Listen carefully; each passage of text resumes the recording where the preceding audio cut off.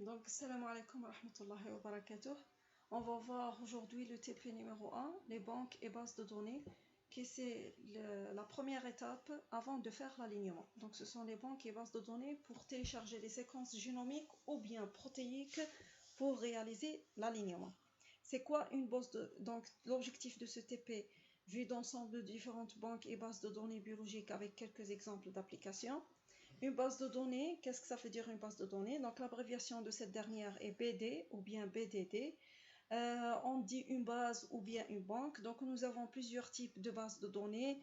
Bases de données biologiques, généralistes et spécialistes. Donc pour généralistes, nous avons protéiques et génomiques. Donc protéiques et génomiques aussi, nous avons plusieurs types de banques de données. Donc par exemple ici,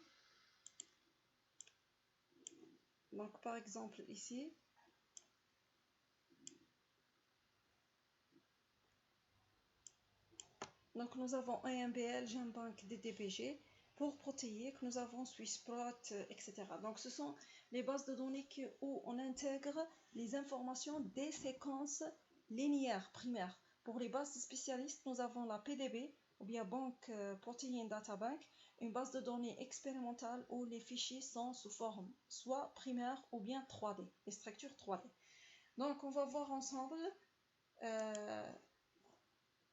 la signification de chaque base de données, GenBank, EMBL, DDBG. Donc DDBG, c'est une base de données japonaise. Le lien de cette dernière est ici. Pour EMBL, le lien de cette dernière est représenté comme ci. Et GenBank. Donc la plus utilisée, c'est GenBank parce que c'est établi à partir des Américains. Et c'est la base de données la plus riche en informations scientifique ou bien en séquence génomique. It's the most updated. Donc toujours il y a des mises à jour dans cette base de données.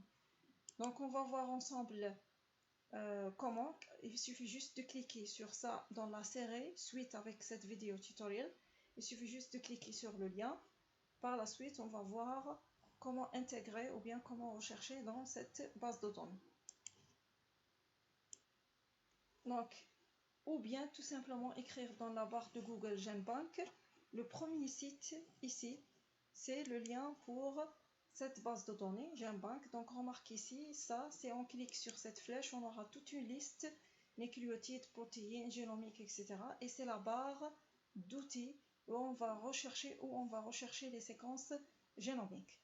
Donc c'est ça la première base de données suite à un CBI. Donc voici la liste ici pour sélectionner la base de données appropriée.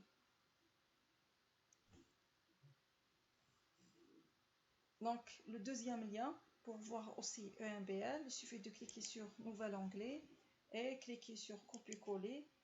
On aura par la suite la base de données de cette EMBL. La même chose pour DDBG, Copier-coller. On passe et il suffit juste d'insérer et de copier la base de données avec CTRL-C du clavier.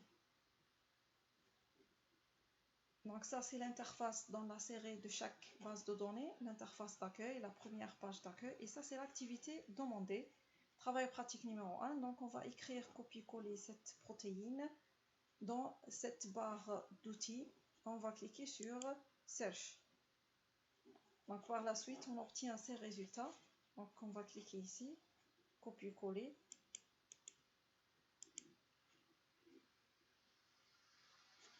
On va rechercher.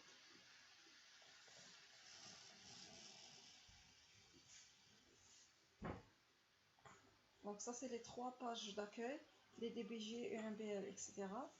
Donc ici, on va copier-coller le mot à rechercher. Et on va l'écrire ici. UFB, Resistance Arabidopsis thaliana. Copier-coller. On va le rechercher.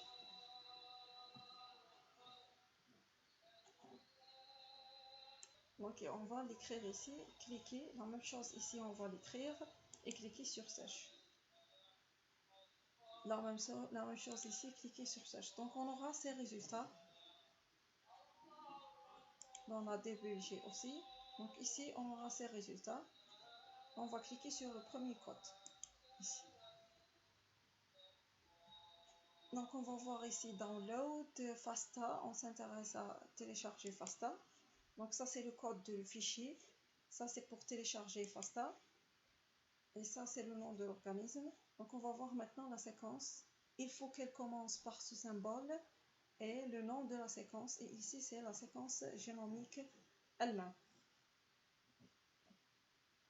Donc il y a des captures d'écran pour chaque étape dans la série pour mieux expliquer ces étapes. Donc maintenant pour vous comme activité, essayez d'écrire tyrosinase et envoyez l'activité à votre enseignant par la plateforme Moodle ou bien par email selon le moyen où elle va définir le moyen de communication pour le transfert de ces activités. Maintenant, on va chercher la même chose dans la base de données GenBank pour voir si on aura les mêmes résultats ou non. La même chose ici, chercher FASTA. Il faut cliquer sur FASTA ici pour voir la séquence. Donc voici la séquence. Maintenant, il faut copier-coller la séquence. Donc on va compter de ça jusqu'à ça. Juste pour le TP, c'est pour autre chose? Non, il faut copier toute la séquence. Donc on va cliquer sur Nouveau document texte. Donc je clique sur le document texte. Je nomme par exemple. Et je fais copier-coller. Copier-coller de ce symbole jusqu'à la fin. Par la suite, je clique sur Fichier, Enregistrer. Donc de cette manière, j'ai enregistré la première séquence génomique. Donc il faut pour vous-même enregistrer la première séquence génomique, 2 séquences génomiques de tyrosinase avec 2 résultats.